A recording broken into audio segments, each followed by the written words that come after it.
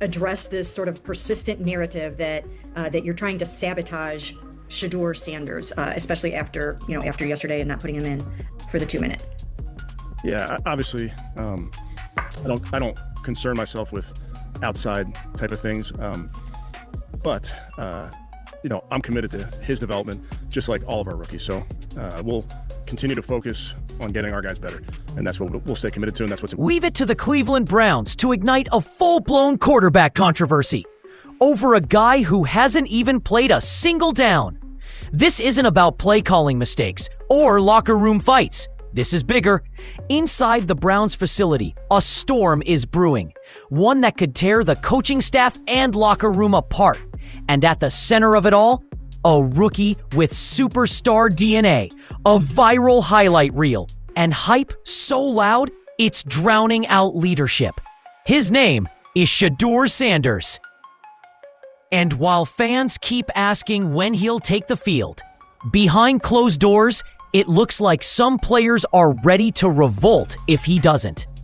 There are whispers coming out of Cleveland, whispers that coach Kevin Stefanski is losing the locker room. Not because the team is losing games, but because he's keeping someone off the field.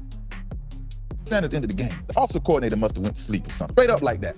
I don't know what happened, what was going on. Or the receiver coach took over the play calls for the first time in his career. Things changed for the offense when Shedeur Sanders came into that game. All of a sudden, when Shedeur enters the game, the Browns are a pass first team, run second. I sure didn't like the sequence of play calling when Shedeur Sanders entered the game. Pass first, run second. That is never the Cleveland Browns model. This is how it starts, with subtle tension, frustrated veterans, and a quarterback controversy so intense it's turning teammates into sides and turning practice fields into pressure cookers.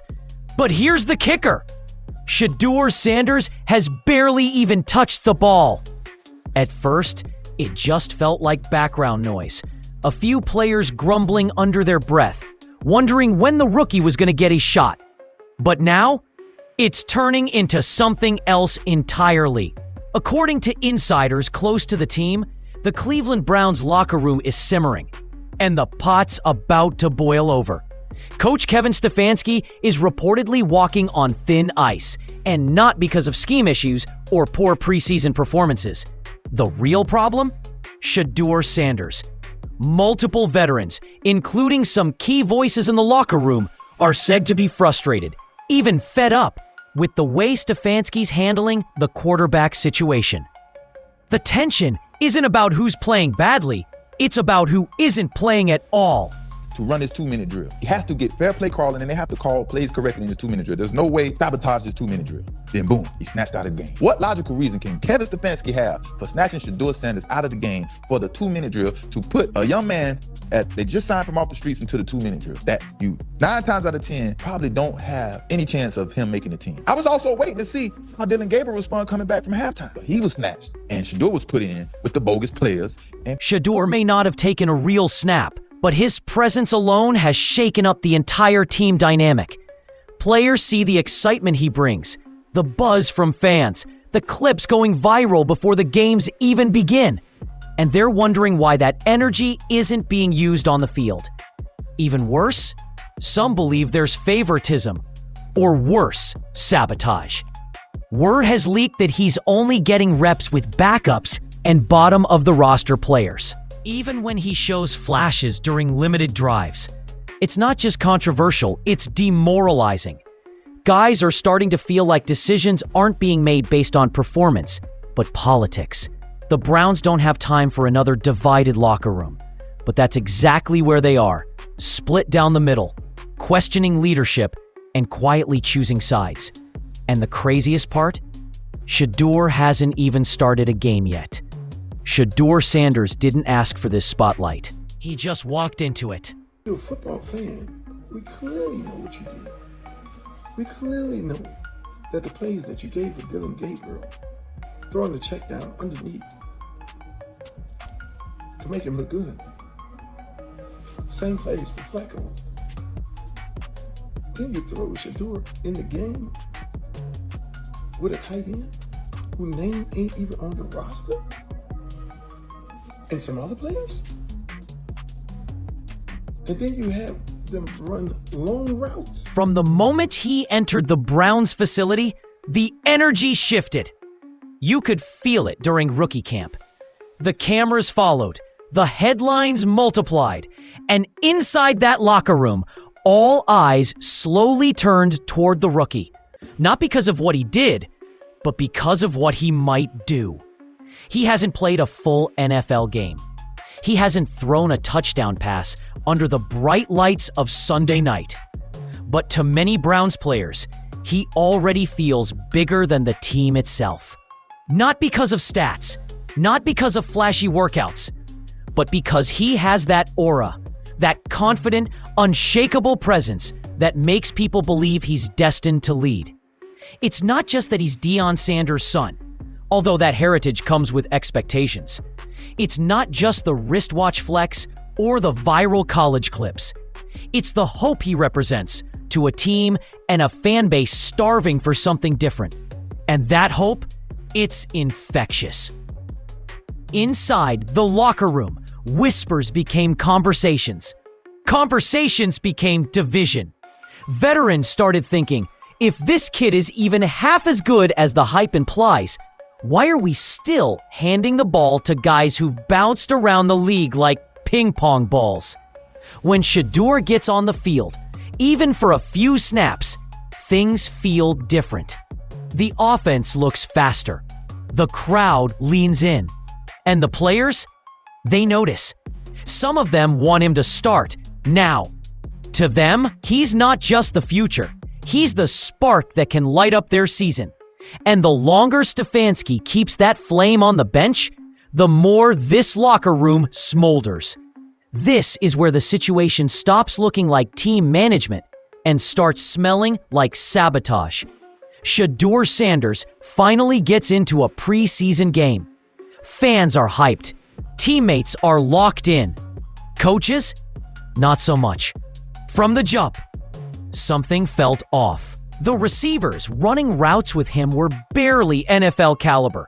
Tight ends so obscure, their names weren't even printed on the depth chart. Meanwhile, his play calls? Questionable at best. Long, slow developing routes, minimal protection, awkward formations. It was as if the offensive coordinator opened the How Not to Succeed playbook and handed it straight to Shedeur. And then, just when the crowd started to lean forward, just when it looked like he was building rhythm, bam! Pulled from the game. No 2-minute drill. No real shot to show progress. Instead, they threw in a quarterback who had been signed off the street days earlier. A guy who barely knew the playbook. That was the moment things crossed the line from questionable coaching to intentional stonewalling. Players noticed. Fast. Because they saw the difference. Dillon Gabriel and Joe Flacco had been handed clean, simplified plays. Easy checkdowns. Opportunities to shine. But with Shedeur, it looked like he was set up to fail. And that kind of thing doesn't stay quiet for long. Inside the locker room, fury started flying. Was Stefanski trying to humble Shedeur? Protect his veterans? Prove some kind of point? Whatever the reason, the message was loud and clear. He's not ready. And we're not letting him be. Only that silence didn't bring peace. It brought anger. Because to half the team, it didn't look like strategy. It looked like fear. In the NFL, coaches preach discipline. They trust game film, analyze tendencies, and build game plans down to the inch. But inside the Browns organization right now, none of that seems to matter. Because perception is winning, and reality is losing. On paper, Kevin Stefanski is making the smart football move. He's easing in a rookie, protecting him from the NFL's speed and brutality. It's standard protocol. Quarterbacks develop step by step. That's how it's always been. The problem? No one cares what the paper says anymore. The players don't see patience. They see politics. They don't hear strategy. They hear excuses. Shedeur Sanders has never started an NFL game, and yet he's already the most talked about name in the building. Why? Because hype spreads faster than logic.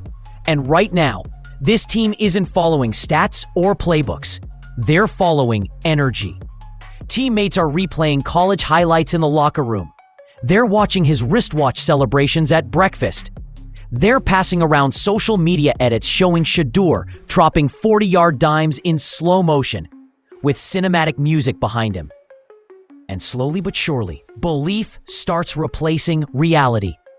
To some of these vets, Shedeur already feels like the answer, even if nothing so far proves he is. The Browns aren't just dealing with a quarterback debate. They're dealing with a shift in faith. And in a locker room full of alpha personalities and short attention spans, faith carries more weight than facts. The whispers started when he didn't get reps. They turned into quiet doubts. Now, they're full-on conversations, and some players are making it clear. They don't want to wait anymore. And for Stefanski, that's where the real danger begins. Because once a locker room stops believing in patience, they start looking for change. There's no playbook for this kind of pressure, because no matter what Kevin Stefanski does next, he loses something. If he plays Shedeur Sanders too early, he risks breaking him before he's ready. The kid gets thrown into the fire, the defense eats him alive, and the same fans hyping him up today will be roasting him on Twitter by Monday. Stop. But if Stefanski keeps him benched, he risks losing the locker room entirely. Frustrated veterans, growing whispers of favoritism, and an already fragile team chemistry that might not survive another season of quarterback chaos. It's a tightrope walk in a hurricane. He's not just managing a quarterback chart. He's managing egos, expectations, and exploding hype. The kind you can't coach your way out of. The kind that turns post-game pressers into interrogations. This isn't just about Shedeur anymore. It's about the message Stefanski sends to his players. Right now, the perception is that he's holding the team back. Whether that's true or not doesn't even matter. In the NFL, perception becomes reality the second it hits a group chat. The defensive line doesn't care about rookie timelines. Wide receivers just want someone who can sling the ball. And young players? They see Shedeur as one of their own. Bold, flashy, unafraid. He represents freedom. Stefanski represents control. So what's the move? Play him and face disaster if he fails. Bench him and face mutiny if this team stumbles. It's a no-win situation built on hype, silence, and one rising quarterback who's never even had a chance to throw in crunch time. And if Stefanski gets this call wrong, he could go from coach of the year to out of a job by December. The media didn't create this firestorm, but they took a spark and turned it into a 5-alarm blaze. Everywhere you look, Shedeur Sanders is the headline. ESPN panels are debating whether he should start week 1. Twitter spaces are arguing over Stefanski's hidden agenda. YouTube clips, edited by fans, stocked with college highlights, flashy music, and slow-motion touchdown throws, are racking up millions of views before the kid even sees a real NFL snap. This is what hype looks like in 2025. It's viral before it's proven. It's loud, fast, and addictive. And for the players stuck in the middle of it all, it's nearly impossible to ignore. Guys are watching Shedeur highlights between meetings, playing mixtape clips before walks onto the field, showing teammates replays of him torching defenses back at Colorado like he's already a Pro Bowler. And slowly, belief sets in. Not because of real NFL tape, but because of TikToks and Reels. None of this would even be a discussion if Shedeur was just another name on the roster. But he isn't. He's got the family name, the personality, the camera presence. He's a walking story arc, and the media is all too happy to write every chapter, even before the first snap. And here's the dangerous part. Once the media buzz enters a locker room, it spreads fast. It influences player opinions. It pressures coaches. It creates heroes and villains before the season even starts. Right now, Sanders is being painted as the savior, and Stefanski, as the stubborn gatekeeper standing in the way of destiny. And the louder those highlight reels get, the harder it becomes for Kevin Stefanski to hold the line. The Browns are staring down a path they've walked before, except this time, the stakes feel different. The noise isn't coming from the fans, or the media, or the front office. It's coming from inside the locker room. Everything in a football building revolves around trust. Players trusting coaches, coaches trusting players, and everyone trusting the mission. But once that trust cracks, once people start picking sides, it's nearly impossible to repair. That's where Cleveland is right now. Some guys still stand behind Stefanski. They believe in the system. They believe in the long game. But others, they've already made up their minds. They're looking at Shedeur Sanders not just as a rookie, but as the answer, the jumpstart, the lightning rod that could bring some kind of spark to a franchise that's been dead in the water for years. And here's the real danger. It's no longer about football. It's not about coverages or arm strength or QB mechanics. It's about who they believe in. And belief spreads like wildfire. Point. If Stefanski caves to the pressure and Shedeur flops, the locker room implodes and everything spirals. If he stands firm and keeps Sanders benched and the team underperforms, the veterans revolt. The younger players check out. And suddenly, he's the villain in a drama he can't control. So what happens next? Either Stefanski lays down his authority or the team lays down on him. There's no middle ground, no safe move, and no clean way out. The Browns didn't mean to write this storyline, but now they're living it. And unless someone finds a way to bring this team back together fast, Shedeur Sanders versus Kevin Stefanski won't just be a controversy. It'll be a civil war. In most NFL stories, the quarterback battle is about stats, numbers, performance. But in Cleveland, it's about control. Shedeur Sanders didn't step onto the field and demand the team. He just walked into the room, and the room started shifting. Now the Browns, yet again, are caught in the gravity of something bigger than football. Emotion, hope, chaos, and every decision moving forward carries weight far beyond the win-loss column. If Stefanski plays him and he succeeds, he's not just the coach who gave the kid a shot. He's the man who saved the season. But if Shedeur struggles, even once, the same people chanting his name now will turn on both of them by the next Sunday. And maybe that's the real tragedy here. This isn't about whether Shedeur Sanders is ready. We don't know yet. No one does. What we do know is this. The Browns have built a pressure cooker, one built on years of disappointment, frustration, and searching for a savior.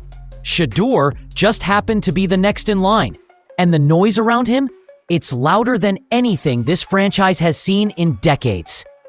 Kevin Stefanski is coaching for his reputation.